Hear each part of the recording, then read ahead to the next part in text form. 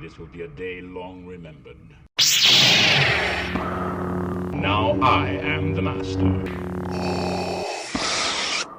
Welcome to another episode of Legends and Theories.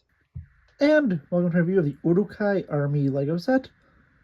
This is a set that connects to Helm's Deep. And I'll be looking at the Helm's Deep set next week alongside this combined with Helm's Deep plus a few upgrades. So you can look out for that next week. I've had this for about 2 months. You should have seen about 2 months ago me having a post recommending you to buy this just in case it goes up in value before War of the Rohirrim releases. That movie releases next week, so unless it has already gone up in value, I'd recommend if you want this set to get it, because this already goes for a bunch if you want to get all the figures with it.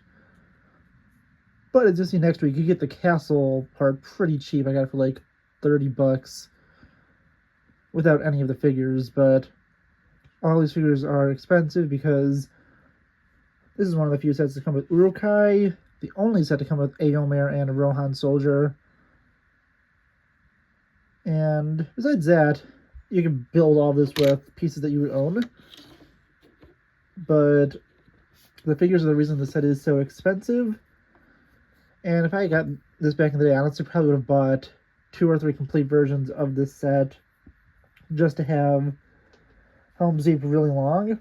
Probably 4 just to have it be even on both sides of the middle of the wall. Well, you'll see what I mean by that when I look at it next week. So let's go and take a look at the figures.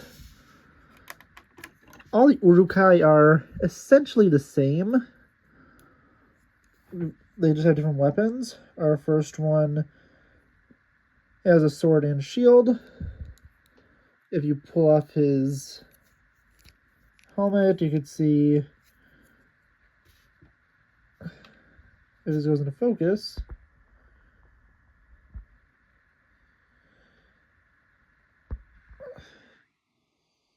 there's a more angry and an even angrier expression. And the only difference between them really is the weapons and the armor. Because we have another one. This one has one of these, I don't know what the weapon's called, but he has one of these weapons. As you can see, the exact same head, he just has armor piece with the helmet. And our final one, obviously I'll go down with his weapon, is this Uruk-Hai without the armor, so you can see what his torso and head looks like. He again has a sword and shield, yelling expression, and more angry one. But yeah, just 4 variations, with these 2 being the exact same of the Uruk-Hai, just to give you a little bit of army building. And then it comes with 2 soldiers of Rohan.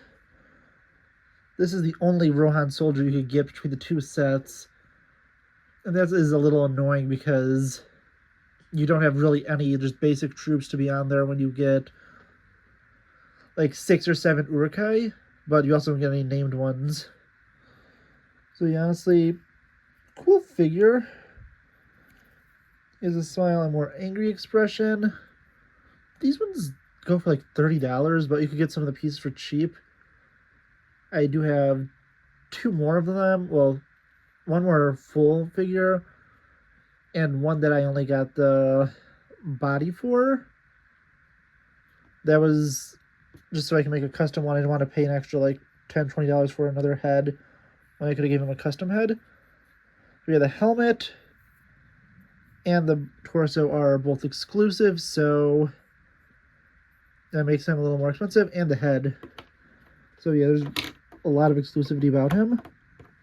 The final coolest and most expensive figure here, although he isn't as expensive as some of the ones that come in the Helm's Deep set itself, is Éomer. He has actually a few different weapons. He has a sword, which you keep on his horse. And to look at that quickly, simple horse mold. Never really mess around with them, but you can actually move the head up and down. Something I really never messed around with until today. And the legs can move around just a little bit to give it some movement of motion. But Eomer himself, he looks really cool. He has this cool custom Rohan armor, a shield, and a spear for him to take down Uruk-Hai.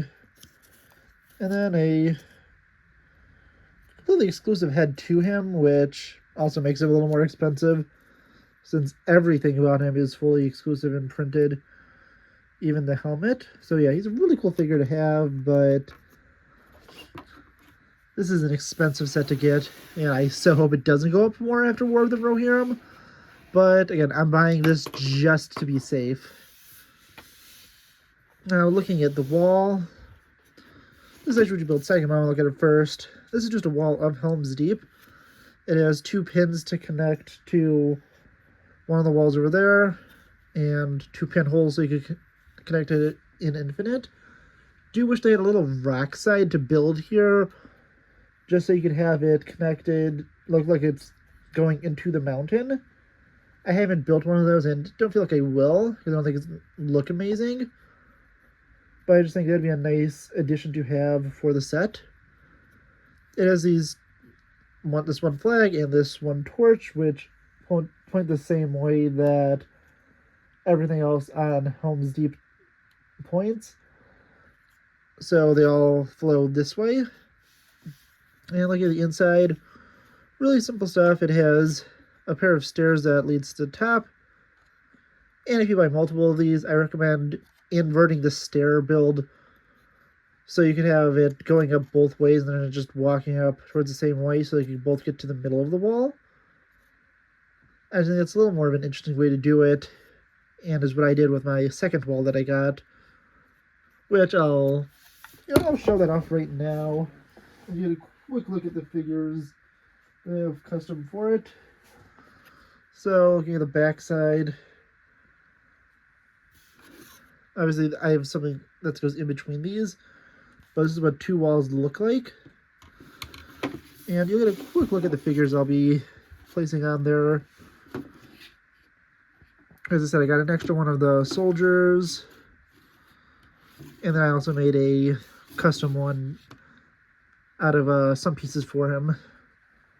But we'll take a look more at that next week. And yeah, honestly, this is a nice set just to expand Helm's Deep. There's also, I believe it's a ballista. It could roll back and forth.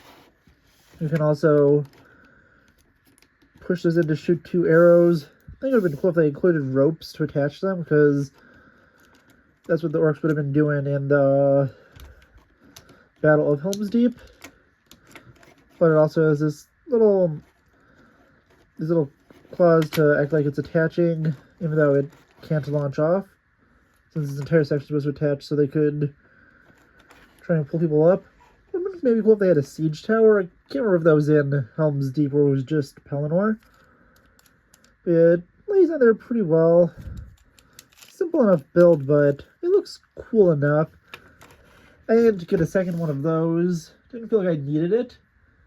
And it was more just I wanted another wall. It was like an extra $10 to get that and from a seller. So I was like, you know what? I don't want to spend that extra $10. But yeah, honestly, it all looks pretty cool. It's a really nice addition. This set is definitely worth it for the figures. And it gives you a pretty cool addition to Helm's Deep. Again, I'll show all that off next week for release of War of the Rohirrim. But really, that's all I have to say. Really cool set. Honestly, I really enjoy having it now. And Helm's Deep is honestly one of my favorite sets, as you'll see when I talk about it next week. But yeah, that's all I have to say for now. Let me know what you think in the comments, and I'll see you in the next episode of Legends and Theories. Thank you for watching this episode of Legends and Theories. Please subscribe, like the video, share the video, leave a comment, check out the video on screen, and may the Force be with you.